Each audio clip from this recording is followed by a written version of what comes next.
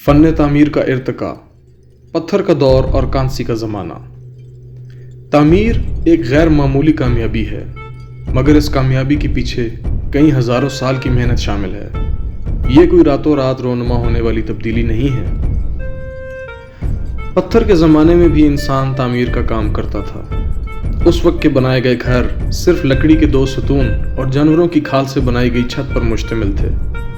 اس کے علاوہ درختوں کے پتے بھی استعمال کیے جاتے رہے۔ پتھر کے دور میں بنائے جانے والے گھروں کی باقیات وافر مقدار میں نہیں ہیں۔ انسان زیادہ تر پتھروں سے تراشے اوزار استعمال کرتا تھا، جس کی وجہ سے بہت عمدہ تعمیر سامنے نہ آ سکی۔ اس کے علاوہ انسان پہاڑوں میں بنی غاروں اور درختوں کے سائے کو اپنا مسکن بنائے ہوئے تھا۔ قدرت کی فراہم کردہ اس چھت کے اندر انسانوں کی بنائی گئی تصاویر ملی ہیں جو غاروں کی دیواروں پر آویزاں ہیں۔ ان میں مشہور غاریں اسپین میں ہیں جو کہ 40,000 سال قدیم ہیں۔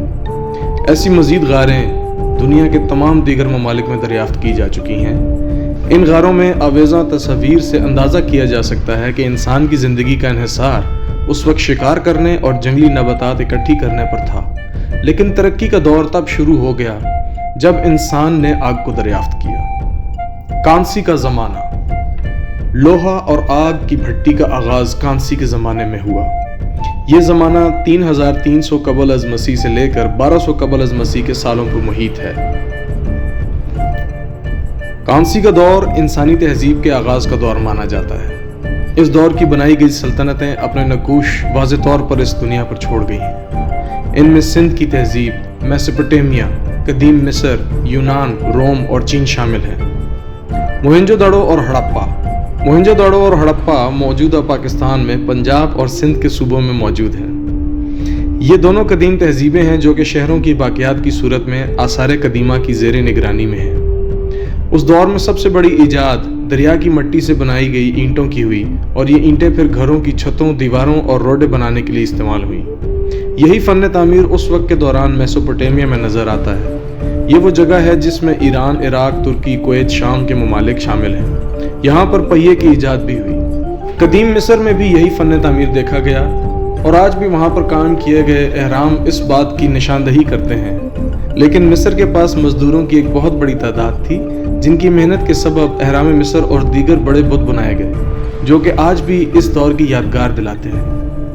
اس فن تعمیر کو قدیم یونان کی تہذیب نے بھی اپنایا، اور مصر کا فن تعمیر قدیم یونان کی مشہور عمارتوں میں جھلکتا ہے۔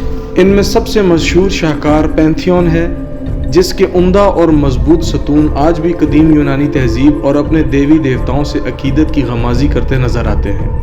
قدیم روم بھی ایسے ہی فن تعمیر کو اپناتے نظر آتا ہے، مگر وہاں بنائے گئے محراب ایک نئے انداز کی تعمیر کا پتہ دیتے ہیں۔ محراب کا استعمال پہلی دفعہ قدیم روم کے فن تعمیر میں نظر آتا ہے، لیکن روم کی طاقت کمزور ہو جانے کی وجہ سے یورپ میں یہ فن تعمیر کئی 100 سال تک نہ آ سکا۔ زمانہ کانسی یعنی کہ برونز ایج کے دوران قدیم چینی تہذیب بھی وجود میں آ چکی تھی۔ یہاں شینگ خاندان کی حکومت قائم تھی جو کہ 1600 قبل از مسیح سے لے کر 1050 قبل از مسیح تک قائم رہی۔ اس دور میں جو عمارتیں بنی وہ چین کی قدیم تہذیب کا حصہ بن گئی۔ چین کے اس قدیم فن تعمیر میں لکڑی اور مٹی سے بنائی گئی اینٹوں کا استعمال نظر آتا ہے، لیکن چین نے آنے والے وقتوں میں ایک ایسا شاہکار بنایا تھا جسے دنیا ہمیشہ یاد کرتی ہے، مگر اس کے لیے لوہے کے زمانے کا انتظار کرنا